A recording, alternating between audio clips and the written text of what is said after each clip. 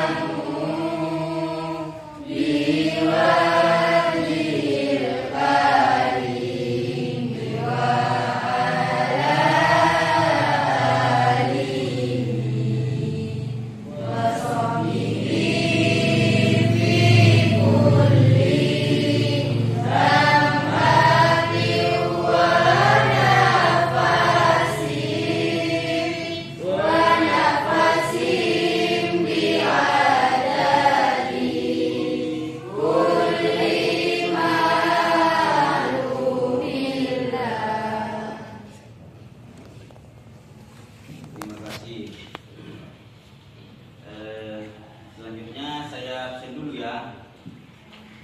Mungkin ada yang tidak masuk ini. Ada suratnya. Oh iya. Sudah direkap di jurnal sekolahnya ya.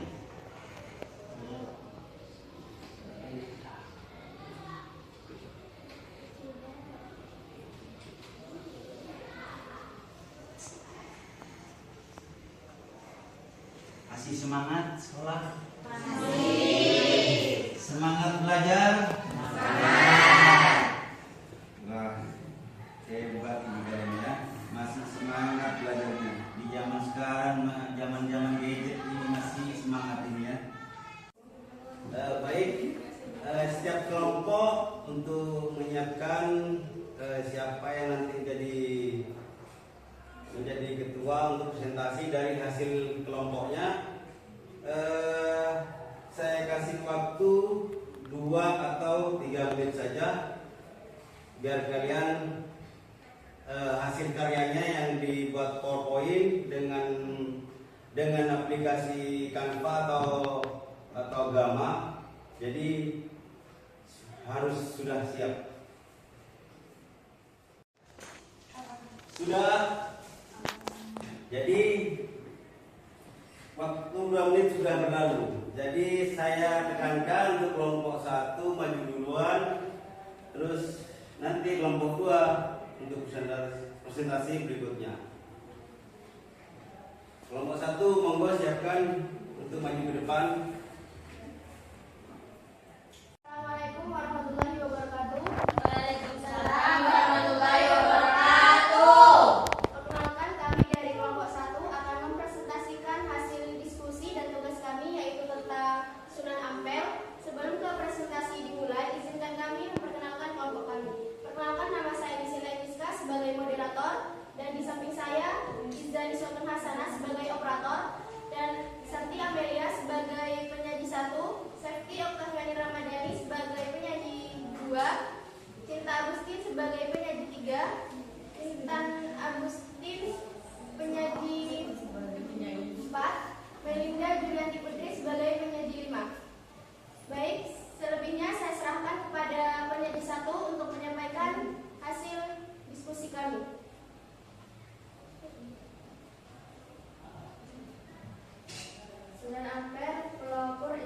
di Jawa Timur. Sunan Ampel juga dikenal sebagai Raden Rahmat, merupakan tokoh penting dalam penyebaran Islam di Jawa Timur.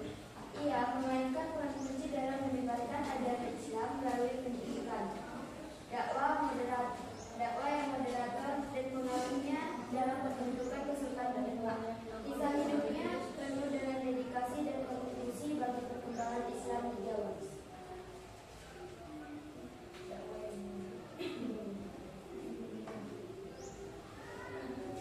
Selanjutnya ada masa awal kehidupan Sunan Ampel. Yang pertama, 1401 Masehi, kelahiran di Champa. Sunan Ampel dilahirkan di Champa, sebuah wilayah yang sekarang dikenal sebagai Vietnam. Ia berasal dari keluarga bangsawan Champa yang memiliki garis keturunan dengan Raja Majapahit. Yang kedua, tahun 1443 Masehi, kedatangan di Jawa. Sunan Ampel tiba di Jawa bersama keluarganya setelah diundang oleh Raja Majapahit, Raja Brawijaya. Ia memulai dakwahnya di wilayah Ampel, Surabaya.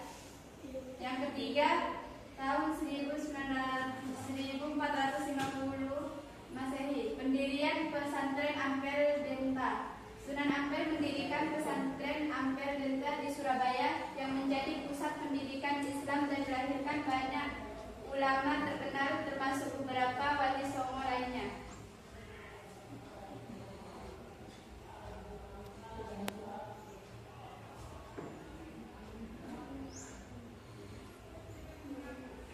Dakwah Sunan Ampel di Jawa Timur. 1.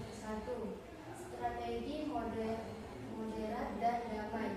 Sunan Ampel menyebarkan ajaran Islam dengan pendekatan yang moderat dan damai sehingga diterima luas oleh masyarakat lokal. 2. Pentingnya akhlak. Sunan Ampel menekankan pentingnya akhlak dalam berdakwah, mengajarkan nilai-nilai luhur Islam kepada masyarakat. 3. Penyebaran di wilayah Jawa Timur. Sunan Ampel aktif menyebarkan Islam di sekitar Surabaya, Gresik, dan Tuban, membangun fondasi kuat bagi perkembangan Islam di Jawa Timur. Peran Sunan Ampel dalam pendirian Kesultanan Demak. 1. Pengaruh besar. Sunan Ampel memiliki pengaruh besar dalam membentuk Kesultanan Demak, kerajaan Islam pertama di Jawa. Raden Kata, salah satu murid Sunan Ampel, menjadi pendiri Kesultanan Demak yang memainkan peran penting dalam memperkuat Islam di Jawa. Barisan bersejarah. Pendirian Kesultanan Demak menandai tonggak penting dalam sejarah Islam di Jawa, dan warisan Sunan Ampel terus hidup hingga kini.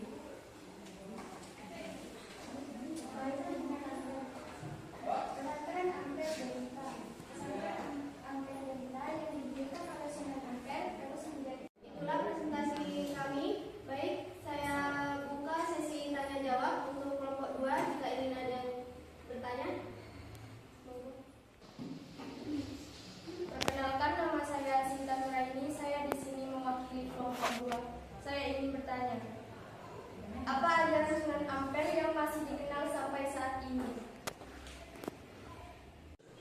Saya akan menjawab pertanyaan dari kelompok 2. Ajaran yang dikenal dari Sunan Ampel yaitu Moh Limo. Ada 5 hal yang tidak diinginkan, antara lain: 1. Moh main, tidak berjudi. 2. Moh ngombe, tidak mabuk. 3. Moh madat, tidak mengisap candu atau obat-obatan. 4. Moh maling,